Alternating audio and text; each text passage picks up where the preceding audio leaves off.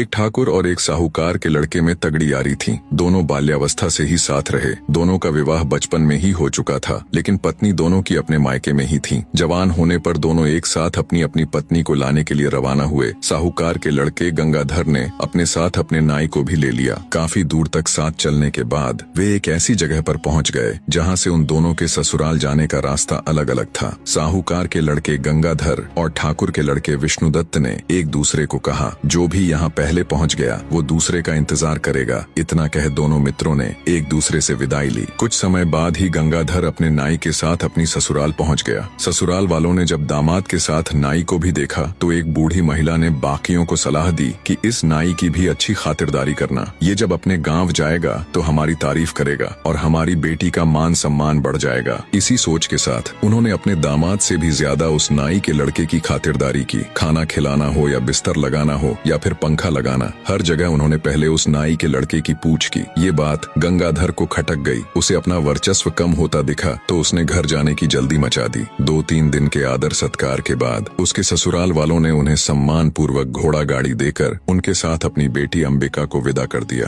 रास्ते में नाई गंगाधर के ससुराल वालों की तारीफ करते हुए बोले जा रहा था कि उसके ससुराल वालों ने तो अपने दामाद से भी ज्यादा खातिरदारी मेरी की है। नाई की बातों ने आग में घी का काम किया। पहले से ही गुस्से से भरा पड़ा गंगाधर उसकी बात से और तुनक गया। उसने अपनी पत्नी और नाई को वहीं रास्ते में छोड़ दिया और खुद अकेला ही अपने घर की तरफ निकल पड़ा। उसकी नव विवाहिता पत्नी अंबिका बेचारी ठगी सी उसे देखती रह गई। गंगाधर के जाने के बाद नाई भी मौका देख अपने गांव की राह पकड़ गया। नव विवाहिता अंबिका पर तो जैसे दुखों का पहाड़ टूट पड़ा। दुखी हृदय के साथ उसने हिम्मत कर वापस घर जाने का फैसला किया और घोड़े गाड़ी को घर की तरफ मोड़ दिया। पर होने को कुछ और ही मंजूर था। वो रास्ता भटक कर किसी अन्य नगर में पहुंच गई। नगर में घुसते ही एक मालिन का घर था। अंबिका ने उसे कुछ धन दिया और कुछ दिनों तक उसके साथ रहने के लिए उसे मना लिया। अंबिका मालिन के साथ उसके घर पर ही रहने लगी। वो मालिन वहाँ के राजा को फूलों की माला बनाकर पहुँचाया करती। अब अंबिका भी इस काम में उसकी मदद करने लगी। मालिन बगीचे से फूल चुन चुन कर लाती और अंबिका उनसे बहुत ही सुंदर और अलग तरह की मालाएं और गुलदस्ते बना देती, जिन्हें मालिन राजमहल तक पहुँचा देती। एक दिन राजा ने मालिन से पूछा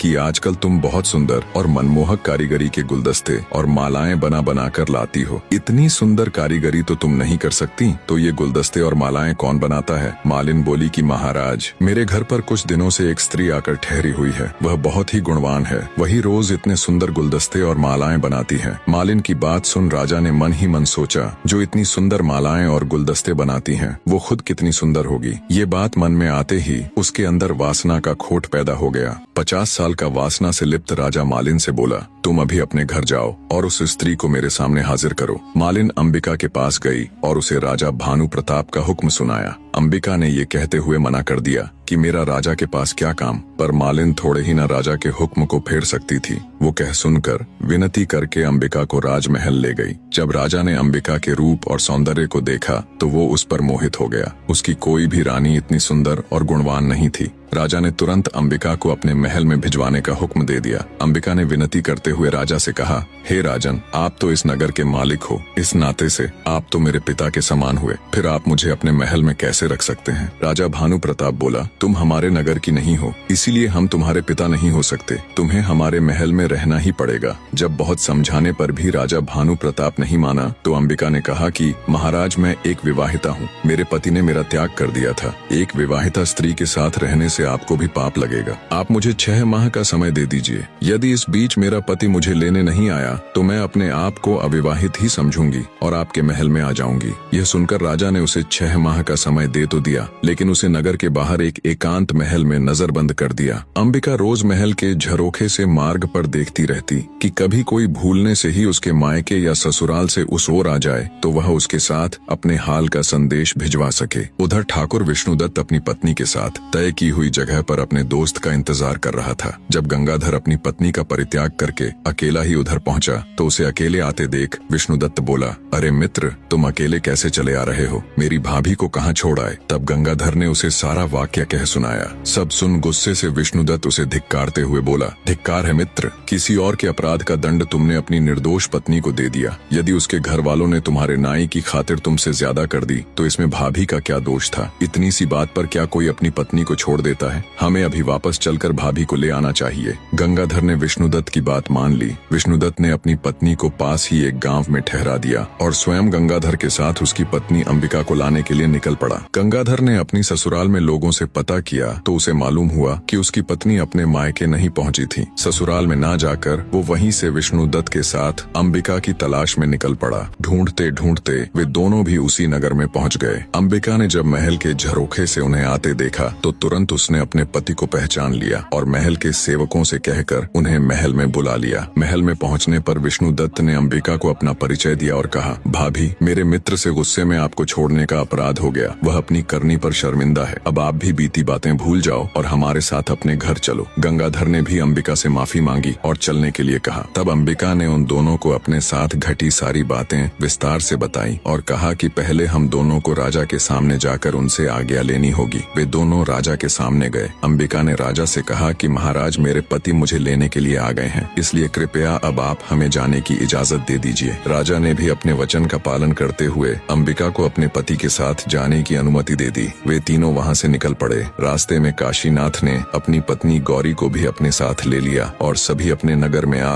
सुख से रहने लगे। इतनी कहानी कह राजा विक्रमादित्य ने अपनी खिड़की में बैठे वीर से कहा, हे रानी की खिड़की, बताओ गंगाधर और अंबिका में से कौन ज्यादा महान था? खिड़की में बैठा वीर बोला, हे महाराज, मेरे ऊपर तो पता नहीं कितने सालों की धूल जमी हुई है। न मेरी कभी सफाई होती, न कभी रंग पुताई। मेरे अंदर इतनी बुद्धि कहाँ कि मैं आपको ये बता सकूं कौन ज्यादा महान है और कौन कम। खिड़की में बैठे वीर की बात सुन रानी अबोलदे एक बार फिर से खुद पर काबू न कर सकी और तमा कर बोली, रे खिड़की, तेरी ये मजाल, हर रोज तेरी सफाई करवाऊं, हर 6 माह में तेरे ऊपर नई रंग पुताई करवाऊं। मेरे साथ तो तूने कभी बात की नहीं और परदेसियों के सामने तू मेरी झूठी बुराई करती। सुबह होने दे, तेरे 18 टूक न करवाए तो कहना। फिर राजा विक्रमादित्य से बोली, राजा, ये बताना कौन सा कठिन काम है कि कौन महान है? इसमें गंगाधर की तो कोई महानता थी ही नहीं। उसने तो अपनी निर्दोष पत्नी को त्याग दिया था। महानता तो अंबिका की थी। उसके पास रानी बनने का पूरा मौका था, लेकिन फिर भी वह अपने पतिव्रत धर्म पर अडिग रही और उसने अपना धर्म नहीं छोड़ा। ऐसी स्त्री तो महान ही नहीं बल्कि पूजने लायक है। राजा विक्रमादित्य ने शरारती मुस्कान के साथ रानी की तरफ देखते हुए कहा, आपने बिल्कुल सही कहा रानी, मैं तो आपका कायल हो गया। फिर राजा विक्रमादित्य ने ढोल वाले से कहा, मार रे ढोलिया ढोल को डंका।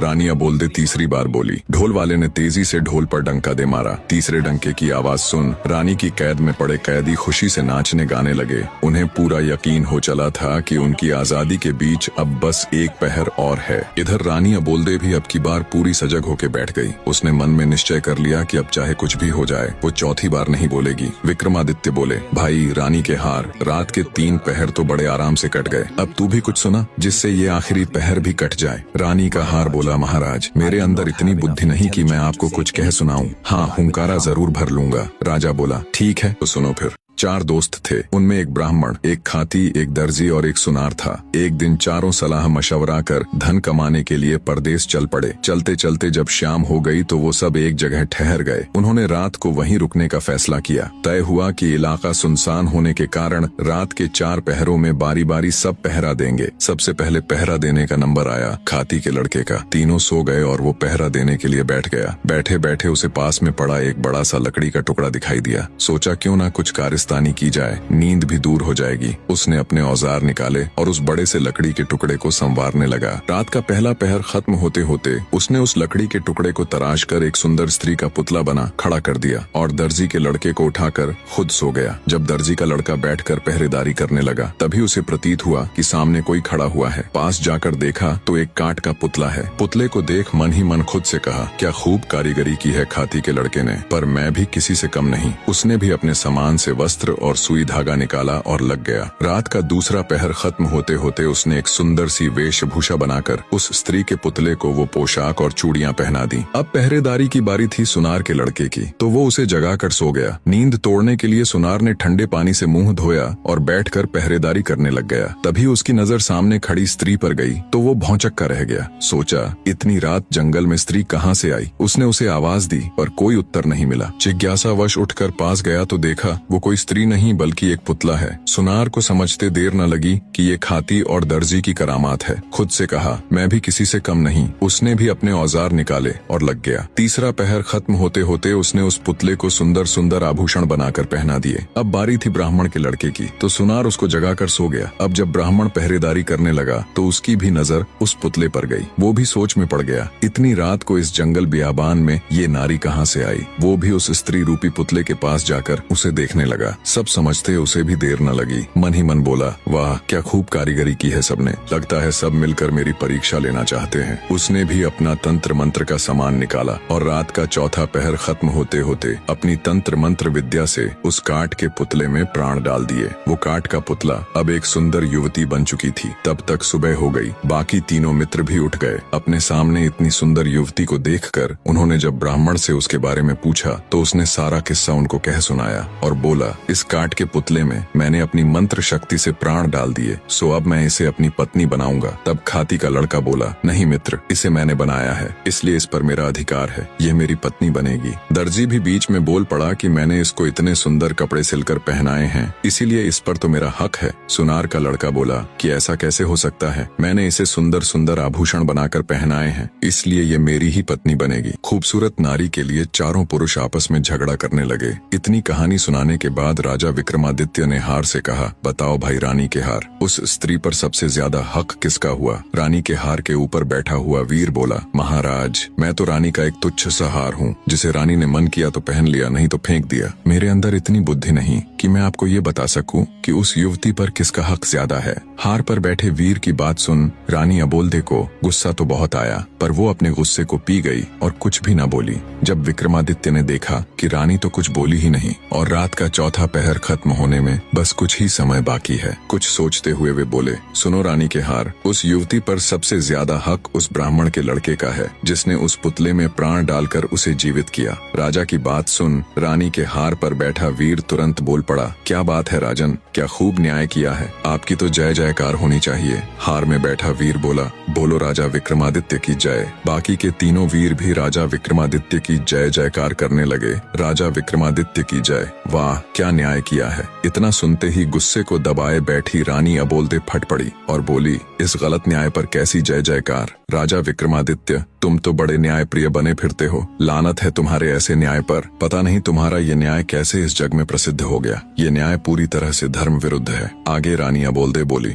ब्राह्मण ने उस पुतले में प्राण डाले थे, अर्थात एक तरह से उसने उसे जन्म दिया, इस तरह से तो वह उसका पिता हुआ। तो एक पिता अपनी पुत्री से विवाह करें, इससे बड़ा नीच कर्म और क्या हो सकता है। धर्म के अनुसार कोई भी स्त्री केवल उसी की पत्नी हो सकती है जो उसको चूड़ियां पहनाता है, और पुतली को चूड़ियां दर्जी के लड़के ने पहनाई थी, तो धर्मानुसार वो युवती उसी की पत्नी हुई। रानी की सारी बात सुन राजा विक्रमादित्य ने शरारत से हंसते हुए रानी अबोल्दे की तरफ देखते हुए कहा, वाह वाह बहुत खूब रानी, आपने तो बिल्कुल धर्मोचित न्याय किया है। उस युवती का पति वो दर्जी ही हो सकता है, और माफ करे रानी साहिबा, आप 4 बार बोल चुकी हैं, तो आपका पति तो केवल मैं ही हो सकता हूँ। अब तो बस चलने की तैयारी करो। राजा विक्रमादित्य की बात सुन रानी अबोल्दे ने शर्मा कर अपनी आंखें झुका ली। राजा विक्रमादित्य हर्षोत्साहित हो बोला, मार रे ढोलिया ढोल को डंका। रानी अबोल्दे चौथी बार बोली। ढोलिये ने डंका उठा ढोल पर दे मारा। रानी अबोल्दे ने वायदे के अनुसार उसकी कैद में बंद सभी राजाओं और राजकुमारों को सम्मान सहित उनका राजपाट लौटाते हुए उनको मुक्त कर दिया। बड़े धूमधाम से रानी अबोल्दे की शादी राजा विक्रमादित्य के साथ हो गई।